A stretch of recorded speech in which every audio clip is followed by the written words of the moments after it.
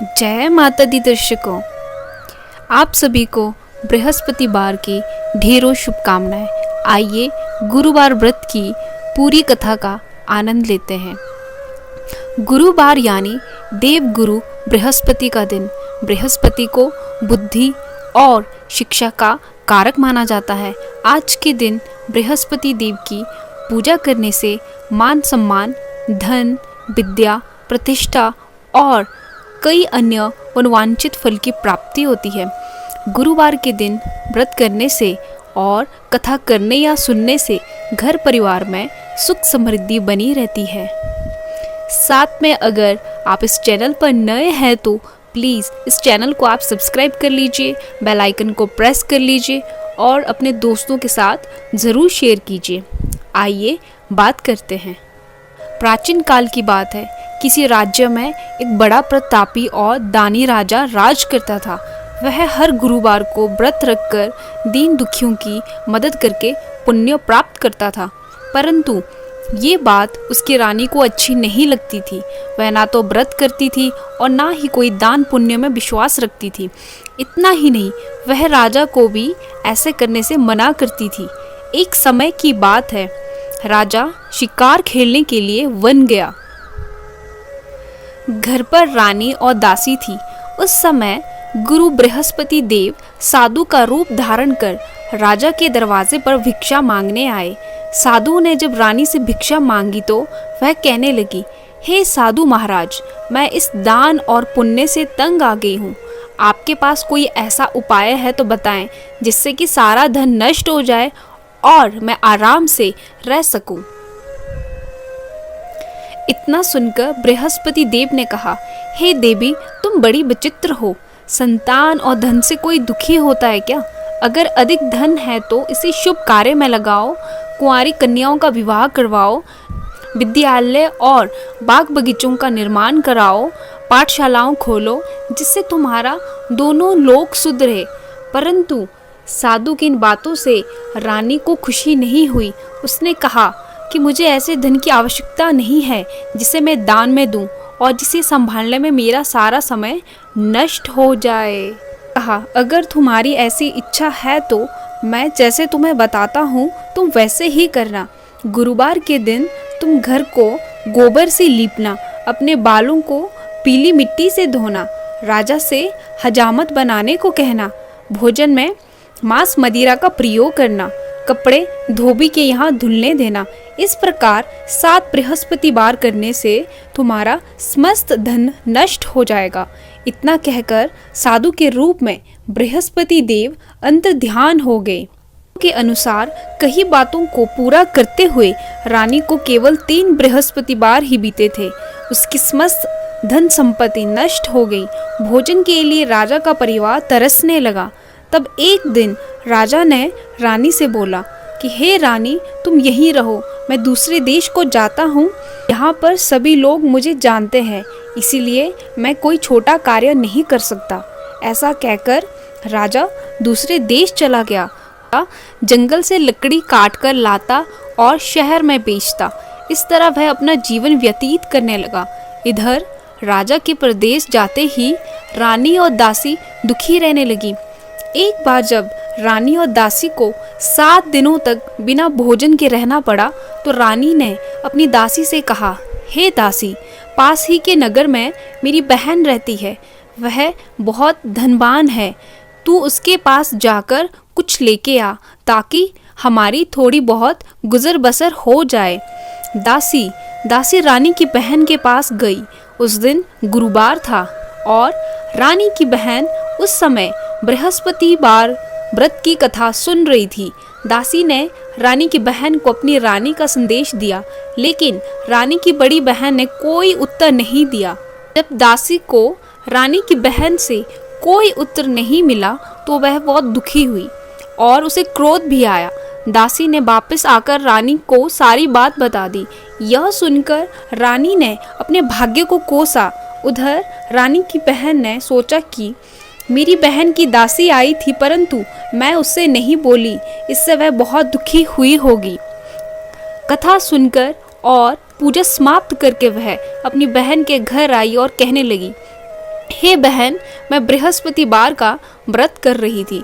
तुम्हारी दासी मेरे घर आई थी, परंतु परंतु जब कथा होती है तब तक ना तो उठते हैं और ना ही बोलते हैं, इसलिए मैं नहीं बोली। बताओ दासी क्यों आई थी? रानी बोली, बहन तुमसे क्या छिपाऊं, हमारे घर में खाने तक को अनाज नहीं है। ऐसे कहते कहते रानी की आंखें भर आई। उसने दासी समेत पिछले 7 दिनों से भूखे रहने की पूरी बात अपनी बहन को बता दी। रानी की बहन बोली, देखो बहन, भगवान बृहस्पति देव सबकी मनोकामनाओं को पूर्ण करते हैं। देखो शायद तुम्हारे घर में अनाज रखा हो। पहले तो रानी को विश्वास नहीं हुआ। वह अपनी बहन के आग्रह करने पर उसने अपनी दासी को अंदर भेजा तो उसे सचमुच अनाज से भरा एक घड़ा मिल गया। ये देखकर दासी को बड़ी हैरानी हुई। दासी रानी से कहने लगी, हे रानी, जब हमको भोजन नहीं मिलता तो हम व्रत ही तो करते हैं, इसीलिए क्यों ना इनसे व्रत और कथा की विधि पूछ ली जाए ताकि हम भी व्रत कर सके। तब रानी ने अपनी बहन से बृहस्पतिवार व्रत के बारे में पूछा। उसकी बहन ने बताया, बृहस्पतिवार के व्रत में चने की दाल और मुनक्का केले की जड़ में अर्पित करके तथा दीपक जलाए, व्रत कथा सुने और पीला भोजन ही करे। इससे बृहस्पति देव और भगवान विष्णु प्रसन्न होते हैं। व्रत और पूजा की विधि बताकर रानी की बहन अपने घर को लौट गई। 7 दिन के बाद जब गुरुवार आया तो रानी और दासी ने व्रत रखा। वह गुड़साल में जाकर चना और गुड़ लेकर आई, फिर उससे केले की जड़ तथा विष्णु भगवान की पूजा की। अब पीला भोजन की चिंता को लेकर दोनों बहुत दुखी हुई। चूंकि उन्होंने व्रत रखा था, इसीलिए बृहस्पति देव उनसे प्रसन्न थे। वह एक साधारण व्यक्ति का रूप धारण कर 2 थालों में पीला भोजन दासी को दे गए। भोजन पाकर दासी प्रसन्न हुई और फिर रानी के साथ मिलकर भोजन ग्रहण किया। उसके बाद वह सभी गुरुवार को व्रत और पूजा करने लगी। बृहस्पति देव की कृपा से उनके पास फिर से धन संपत्ति आ गई, परंतु रानी फिर से पहले की तरह आलस्य करने लगी। तब दासी बोली, देखो रानी, तुम पहले भी इसी प्रकार आलस्य करती थी। तुम्हें धन रखने में कष्ट होता था, इस कारण सभी धन नष्ट हो गया, और जब देव बृहस्पति की कृपा से धन मिला है तो तुम फिर से आलस्य होने लगा है। रानी को समझाते हुए दासी कहती है कि बड़ी मुसीबतों के बाद हमने यह धन पाया है, इसीलिए हमें दान पुण्य करना चाहिए, भूखों को भोजन कराना चाहिए और धन को शुभ कार्य में खर्च करना चाहिए। इससे तुम्हारे कुल का यश बढ़ेगा, स्वर्ग की प्राप्ति होगी और पितृ प्रसन्न होंगे। दासी की बात मानकर शुभ कार्य में खर्च करने लगी। इससे पूरे नगर में उसका यश बढ़ने लगा। बृहस्पति दिन रानी और दासी आपस में विचार करने लगी कि ना जाने राजा किस दशा में होंगे, उनकी खोज खबर नहीं है। गुरु भगवान से उन्होंने प्रार्थना की और भगवान ने रात्रि में राजा को स्वप्न में कहा, हे राजा उठ, तेरी रानी तुझको याद करती है, अब अपने देश को लौट जा। राजा प्रातःकाल उठकर जंगल से लकड़ियां काटकर लाने के लिए जंगल की ओर चल पड़ा। जंगल से गुजरते हुए वह सोचने लगा, रानी की गलती से कितने दुख भोगने पड़े। राजपाट छोड़कर उसे जंगल में आकर रहना पड़ा। जंगल से लकड़ियां काटकर उन्हें बेचकर गुजारा करना पड़ा। उसी समय उस जंगल में बृहस्पति देव एक साधु का रूप धारण कर आए और राजा के पास आकर बोले, हे लकड़हारे, तुम इस सुनसान जंगल में किस चिंता में बैठे हो, मुझे बतलाओ। यह सुन राजा ने नेत्रों में जल भराया और साधु की वंदना कर बोला, हे प्रभु, आप सब कुछ जानने वाले हैं। इतना कहकर राजा ने साधु को अपनी संपूर्ण कहानी सुना दी। महात्मा तो स्वभाव से ही दयालु होते हैं। वे राजा से बोले, हे राजा, तुम्हारी पत्नी ने बृहस्पति देव के प्रति अपराध किया था, जिसके कारण तुम्हारी यह दशा हुई। अब तुम किसी प्रकार की चिंता मत करो, भगवान तुम्हें पहले से अधिक धन देंगे। देखो, तुम्हारी पत्नी ने बृहस्पतिवार का व्रत करना प्रारंभ कर दिया है। अब तुम भी बृहस्पतिवार का व्रत करके चने की दाल व गुड़ और जल को लोटे में डालकर केले के पत्ते से भगवान विष्णु का पूजन करो। फिर कथा कहो और सुनो, भगवान तुम्हारी सब कामनाओं को पूर्ण करेंगे। साधु को प्रसन्न देकर राजा बोला, हे प्रभु, मुझे लकड़ी बेचकर इतना पैसा भी नहीं बचता जिससे भोजन करने के उपरांत कुछ बचा सकूं। मैंने रात्रि में अपनी रानी को व्याकुल देखा है। मेरे पास कोई साधन नहीं जिससे समाचार जान सकूं। फिर मैं बृहस्पतिवार की कौन सी कहानी कहूँ या सुनूं? मुझको तो कुछ मालूम नहीं है। साधु ने कहा, हे राजा, तुम किसी बात की चिंता मत करो। बृहस्पतिवार के दिन तुम रोज़ाना की तरह लकड़ियाँ लेकर शहर में जाओ। तुम्हें रोज से दुगना धन प्राप्त होगा, जिससे तुम भली भांति भोजन कर लोगे तथा बृहस्पति देव की पूजा का सामान भी आ जाएगा। बृहस्पति देव की कथा इस प्रकार है। प्राचीन काल में एक बहुत ही निर्धन ब्राह्मण था। उसके कोई संतान नहीं थी। वह नित्य पूजा पाठ करता था, परंतु उसकी स्त्री बहुत मलिनता के साथ रहती थी। वह ना स्नान करती थी, ना ही किसी देवता का पूजन करती। प्रातःकाल उठते ही सर्वप्रथम भोजन करती, बाद में कोई अन्य कार्य करती। ब्राह्मण देवता बहुत दुखी रहते थे। पत्नी को बहुत समझाते, किंतु उसका कोई परिणाम नहीं निकलता। भगवान की अनुकंपा से एक समय उस ब्राह्मण की पत्नी गर्भवती हुई और 10वें महीने एक सुंदर कन्या को जन्म दिया। निर्धन ब्राह्मण कन्या के जन्म से बहुत दुखी हुआ। धीरे धीरे ब्राह्मण की कन्या बड़ी होने लगी। बचपन से ही उस कन्या की रुचि भगवान विष्णु की पूजा में थी। वह प्रातः उठते ही स्नान आदि करके विष्णु जी की पूजा करके मंदिर में जाती।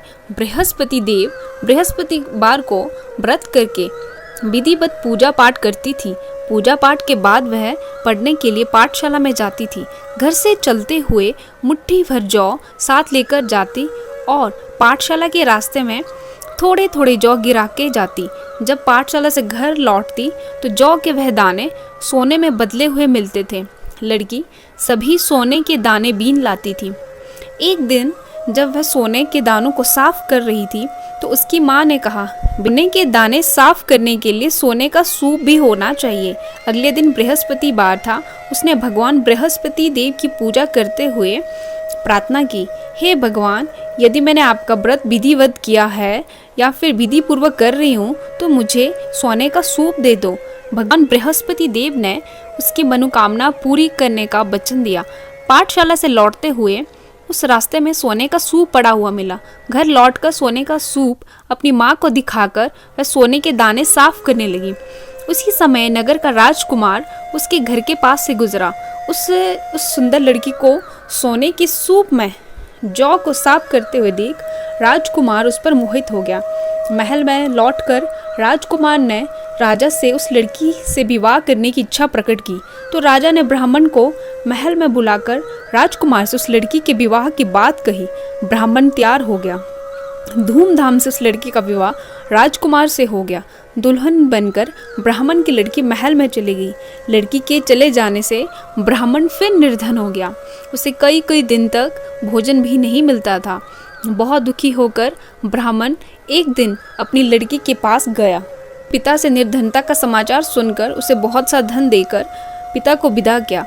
उस धन को ब्राह्मण कुछ दिन तो आराम से गुजर किया, लेकिन जल्द ही फिर भूखे मरने की हालत हो गई। ब्राह्मण अपनी लड़की से धन लेने के लिए फिर महल में पहुंचा। लड़की ने पिता की बुरी हालत देखकर कहा, पिताजी, आखिर आप कब तक मुझसे धन और जीवन यापन करेंगे? आप कोई ऐसे उपाय क्यों नहीं करते जिससे आपका घर धन संपत्ति से भर जाए? ब्राह्मण ने कहा, मैंने तेरी माँ को बहुत समझा लिया, पर उस हो तो घर की निर्धनता भी दूर हो जाए। तब कुछ सोचकर लड़की ने पिता से कहा, पिताजी, आप कुछ दिनों के लिए माँ को मेरे पास छोड़ जाओ। कर ब्राह्मण पत्नी को लड़की के पास छोड़ महल में छोड़ आया। लड़की ने अपनी माँ से कहा, माँ, तुम कल प्रातः उठकर स्नान आदि करके भगवान बृहस्पति देव की पूजा अवश्य करना। पूजा करने से तुम्हारी निर्धनता अवश्य दूर हो जाएगी। लेकिन उसकी माँ ने उसकी कोई बात नहीं मानी। तब क्रोधित होकर लड़की ने अपनी माँ को एक कक्ष में बंद किया। सूर्य उदय के समय माँ को उठाकर जबरदस्ती उसे स्नान कराया और फिर मंदिर में ले जाकर बृहस्पति देव की पूजा कराई। कुछ दिनों तक ऐसे करने से माँ की बुद्धि में परिवर्तन हुआ और वह स्वयं बृहस्पतिवार का व्रत करने लगी। उसके व्रत रखने से ब्राह्मण के घर में भगवान विष्णु की अनुकंपा से धन की वर्षा होने लगी। दोनों पति पत्नी धन संपत्ति पाकर आनंद पूर्वक जीवन यापन करते हुए विष्णु धाम को चले गए। लकड़हारा बने राजा ने उन साधु से भगवान बृहस्पति देव की यह कथा सुनकर बृहस्पति बार का व्रत करके भगवान विष्णु की पूजा की। उस दिन से उसके सभी क्लेश दूर हो गए। लेकिन अगले बृहस्पति बार को कामकाज में अधिक व्यस्त रहने के कारण उसने भगवान बृहस्पति देव का व्रत नहीं किया। भगवान बृहस्पति देव लकड़हारे से क्रोधित हो गए, उसे भूल की सजा दी। उस दिन नगर के राजा ने नगर में घोषणा करके सबको सूचित किया, प्रत्येक नागरिक मेरे महल में भोजन करने आए, जो नहीं आएगा उसे अपराधी मानकर भारी दंड दिया जाएगा। बने राजा ने उस नगर के राजा की घोषणा तो सुनी, लेकिन जंगल से लकड़ी काटकर लाने और उन्हें बेचने में देर हो जाने के कारण वह समय पर महल में भोजन करने नहीं जा सका। अतः राजा के सैनिक लकड़हारे को पकड़कर महल में ले गए। राजा ने उसे महल के कक्ष में बैठाकर भोजन कराया। उस कक्ष में खूंटी पर रानी का सोने का हार लटका हुआ था। लकड़हारा अकेला उस कक्ष में भोजन कर रहा था। तभी उसने आश्चर्यजनक घटना घटती देखी। देखते ही देखते वह खूंटी हार को निकल गई। थोड़ी देर बाद राजा ने हार को गायब देखा तो लकड़हारे को कारावास में डलवा दिया। लकड़हारा मन ही मन अपने भाग्य को कोसने लगा। तभी उसे जंगल में मिले साधु का स्मरण हो आया। थोड़ी देर में भगवान बृहस्पति देव सन्यासी के रूप में उसके सामने प्रकट हुए और कहा, हे लकड़हारे, तूने भगवान बृहस्पति देव की पूजा नहीं की, इसी कारण तुम्हें कष्ट हुआ है। लेकिन अब चिंता मत करो, बृहस्पतिवार के दिन कारागार के दरवाजे पर तुझे कुछ पैसे पड़े हुए मिलेंगे। उन पैसों से भगवान बृहस्पति देव का व्रत करके उनकी पूजा करोगे तो तुम्हारे सभी दुख नष्ट हो जाएंगे। बार के दिन दरवाजे पर पड़े मिले पैसों से चने और गुड़ मंगाकर लकड़हारे ने बृहस्पतिवार की कथा कही तो भगवान बृहस्पति देव ने प्रसन्न होकर उस नगर के राजा को स्वप्न में लकड़हारे को कारागार से मुक्त करने को कहा। सुबह राजा ने अपने कक्ष में आकर देखा तो खूंटी पर रानी का हार टंगा हुआ था। राजा ने लकड़हारे को मुक्त कर दिया, उसे धन और आभूषण देकर विदा किया। लकड़हारा बना राजा उस नगर से चलकर अपने नगर में पहुंचा तो उस नगर में कुएं, धर्मशाला, बाग बगीचे देखकर बहुत प्रसन्न हुआ। राजा ने किसी से पूछा, ये कुएं, धर्मशालाएं किसने बनवाई? सबने उसे बताया कि ये सब रानी और दासी ने बनवाया है। राजा महल में पहुंचा तो रानी ने उसका भव्य स्वागत किया। तब राजा ने निश्चय किया कि सप्ताह में एक बार तो सभी बृहस्पति देव का व्रत तथा पूजन करते हैं, परंतु मैं प्रतिदिन व्रत किया करूंगा तथा दिन में 3 बार कथा कहा करूंगा। अब राजा हर समय दुपट्टे में चने की दाल बांधे रहता है तथा दिन में 3 बार बृहस्पति देव की कथा कहता है। कुछ दिनों के बाद राजा को अपनी बहन की याद आई। एक दिन घोड़े पर सवार होकर राजा अपनी बहन से मिलने चल दिया। अभी राजा नगर के बाहर पहुंचा ही था कि उसने कुछ लोगों को एक शव को ले जाते हुए देखा। राजा को स्मरण हो आया कि आज उसने किसी की बृहस्पतिवार की व्रत कथा नहीं सुनाई है। राजा ने उन लोगों को रोककर कहा, भाइयों, आप शव को ले जाने से पहले बृहस्पतिवार की कथा सुन ले। लोगों ने राजा पर क्रोधित होते हुए कहा, तुम पागल तो नहीं हो? लेकिन कुछ बड़े बूढ़े लोगों ने कहा, अच्छा भाई, साथ में चलते चलते अपनी कथा भी सुना लो। राजा ने चलते हुए अपनी कथा ही सुनाई थी कि शव हिलने लगा। राजा की पूरी कथा सुनाते ही शव उठकर बैठ गया। लोगों ने हैरानी से दांतों तले उंगली दबाई और अगले बृहस्पतिवार से भगवान बृहस्पति देव का व्रत करने व कथा सुनने का निश्चय कर लिया। अब घोड़े पर सवार राजा चलते हुए किसान के पास पहुंचा। किसान अपने खेत में हल चला रहा था। राजा ने कहा, अरे भाई, मुझसे बृहस्पतिवार की कथा सुन लो। किसान झुंझलाकर बोला, अरे भाई, देख नहीं रहे, जितनी देर तक तुम्हारी कथा सुनूंगा उतनी देर में तो मेरे पूरे खेत में हल चला लूँगा। राजा निराश होकर चलने लगा। तभी किसान के बैल लड़खड़ाकर ज़मीन पर जा गिरे। किसान के पेट में ज़ोरों से दर्द होने लगा। उस किसान की पत्नी जब खाना लेकर आई तो उसने किसान से इस बारे में पूछा। किसान ने घुड़सवार की पूरी कहानी सुनाई। किसान की पत्नी दौड़ती हुई राजा के पास पहुंचकर हाथ जोड़कर बोली, भैया, मैं तुम्हारी कथा सुनने को तैयार हूँ। राजा ने उसके साथ खेत पर पहुंचकर बृहस्पतिवार की कथा सुनाई। तभी बैल उठकर खड़े हो गए। किसान के पेट का दर्द भी तुरंत ठीक हो गया। राजा अपनी बहन के घर पहुंचा तो उसके उसकी बहुत आवभगत हुई। अगले दिन सुबह राजा ने देखा कि घर के सभी लोग भोजन कर रहे हैं कि को बृहस्पतिवार की कथा सुनाए बिना राजा भोजन नहीं करता था। ने बहन से कहा, बहन क्या घर में कोई ऐसा व्यक्ति है जिसने अभी तक भोजन ना किया हो? उसकी बहन बोली, भैया हमारे घर में तो क्या आपको पूरे नगर में कोई ऐसा व्यक्ति नहीं मिलेगा जिसने सुबह सुबह भोजन नहीं किया हो। तब राजा ने बहन के घर से निकलकर उस नगर में बिना भोजन किए व्यक्ति की तलाश की। एक गडरिया के घर में उसका बेटा बीमार होने के कारण भूखा रह गया था। राजा ने उसके घर जाकर बृहस्पतिवार की कथा सुनाई। कथा सुनते सुनते गडरिया का बीमार बेटा बिल्कुल ठीक हो गया।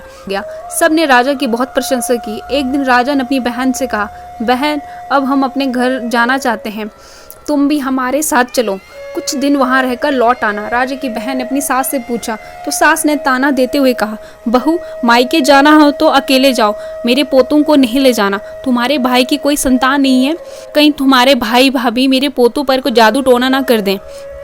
दूसरे कक्ष में बहन की सास की बातें सुनकर राजा दुखी मन से अकेले ही अपने नगर को लौट गया। रानी ने राजा से कहा, आप तो अपनी बहन को साथ लाने की बात कह कर गए थे, फिर बहन को साथ क्यों नहीं लाए?